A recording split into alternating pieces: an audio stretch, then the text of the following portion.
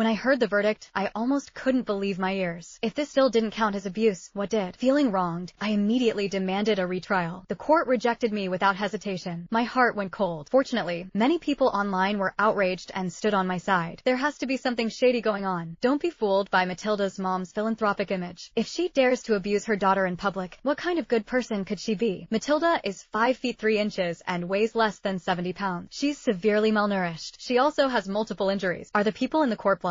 Almost all netizens sympathized with my situation. In just over 10 minutes, I was pushed to the top of trending. Under overwhelming public pressure, the presiding judge had no choice but to agree to a retrial, broadcast live nationwide. Before the trial began, the judge gave me a meaningful look. Miss Field, the chances of overturning your case are extremely low. According to the rules, if you still lose in the second trial, you will be sentenced to prolonged execution. It will last 49 days, a slice of your flesh cut per day. You won't be able to live, and you won't be able to die. It's best to accept the current verdict. I can help you apply for euthanasia. I shook my head without hesitation, refusing the judge's offer. My mom's abuse was a fact. There might have been something shady in the previous trial, but this time, it would be carried out under the eyes of the entire nation. With so many people watching, the court wouldn't dare falsify anything. The judge let out a helpless sigh. Soon, the trial began. The moment the camera turned to my mom, the live stream comments flooded the screen. Damn, this mom must weigh at least 200 pounds. She's fat herself, yet she starves her daughter into a skeleton. Someone like her doesn't deserve to be a mother. Just send her straight to be cremated at a dump. I looked at the woman who had tormented me for 18 years, hatred burning in my chest. Mom wiped her tears, putting on a show. Matilda, I raised you with so much care. How could you fall out with me over such a small amount of money? Hearing this, I felt sick. For 18 years, she made me sleep in a damp, leaking basement. She forced me to eat rotten, moldy food, calling it building character, and said that only by raising a daughter in hardship could she have a promising future. I was only 18, yet I already suffered from severe stomach problems and arthritis. Meanwhile, the underprivileged students she sponsored all looked glamorous, with more designer bags than they could carry. If I hadn't been pushed to my limit, I would never have brought my own mother to court. Under the crowd's urging, the judge played a video. To ensure fairness, these videos had all been secretly recorded in advance. They were absolutely real. In the video, Mom wore heavy makeup and went to an imported supermarket, buying a large amount of Wagyu beef. Struggling to carry the beef, she didn't go home. Instead, she walked into an alley. Dozens of disabled stray dogs rushed over, barking as they surrounded her. With a doting expression, she let them eat all the beef. The crowd gasped. Wow, no wonder she's a philanthropist. That's real kindness. If she's this generous to stray dogs, she must treat her own daughter even better. Could Matilda be lying about the abuse? However, what no one expected was that after returning home in a good mood, humming a tune, Mom casually threw a few coins at me. Here, this is your lunch money for tomorrow. Use it sparingly. Our family is ordinary. We can't afford your spending. The comments exploded instantly. Feeding Wagyu to dogs while forcing her daughter to eat leftovers. Is she a sadist? No need for a trial. She's done for. I feel so bad for Matilda. All these years, she's lived worse than a dog. The judge slammed his gavel. Order. The first round of the trial is over. After deliberation, the panel will uphold the original verdict. My head buzzed. The internet erupted again. So, doing charity can erase abusing her daughter. Anyone who thinks this isn't abuse should try living on $1 per meal and see if they can still laugh. At that moment, Mom sighed. All right, everyone, stop arguing. There's a reason why I only gave Matilda such a small food allowance. I originally wanted to preserve her dignity, but since she refuses to come to her senses, I can only tell the truth. Your Honor, that video doesn't need to remain confidential. Please play it. The judge nodded. Then, the video on the big screen made everyone widen their eyes in shock. Chapter 2. In fact, after feeding the dogs, Mom went to the bank before going home. First, she transferred $5,000 into my bank account. Then, she deliberately withdrew enough coins to make $1. After returning home, she threw them at me and said it was my food money. This strange behavior immediately sparked a heated discussion. I was stunned, too. With reddened eyes, Mom began to explain slowly. When Matilda was born, a fortune teller said her fate was bad and that she wouldn't live past 10. The only way to keep her alive was to cut down her food allowance, so Hades would think she didn't exist in this family. So, I only gave Matilda $1 per meal. But I was afraid she would feel wronged, so I opened several bank accounts for her and transferred an extra $5,000 every month for her to use freely. The $1 meals were for the spirits to see. The money in the bank accounts was my love for my daughter. But Matilda twisted the truth and accused me of abuse. Mom looked like she was about to cry, as if she had been wronged to the extreme. I broke down and shouted, "That's impossible. I've never seen any bank cards." Many people immediately chimed in. Yeah, how do you prove that money actually went to your daughter? Matilda isn't stupid. If she really had $5,000 a month, how could she be so hungry that she had to eat leftovers? Mom gave a bitter smile and nodded toward the judge. Soon, dense transaction records filled the big screen. At a glance, almost all of them were from nightclubs, bars, and male escorts. Under the consumer's name, it clearly said Matilda. The crowd crowd instantly exploded. Damn, no wonder Matilda is so skinny. But it's not from hunger. She's been living a dirty life. This is hilarious. She spent all her money drinking and fooling around. Of course, she has nothing left to eat. I knew it. A philanthropist who treats outsiders so well. How could she possibly abuse her own daughter? My mind went blank, but I forced myself to calm down. I've never been to any of those places. Someone must have impersonated me and made those purchases. These records are fabricated. The judge shook his head impatiently and played dozens more videos. I froze instantly. In the videos, I was either splurging on luxury bags or indulging myself with male escort. However, I had no memory of any of it. The videos had to be fake. I immediately tried to argue, but the judge seemed to know what I was about to say and cut me off coldly. All of these videos were recorded on site by professionals. There is no possibility of fabrication. Matilda, I already warned you. You cannot overturn this case. Public opinion flipped in an instant. Everyone began calling me a liar.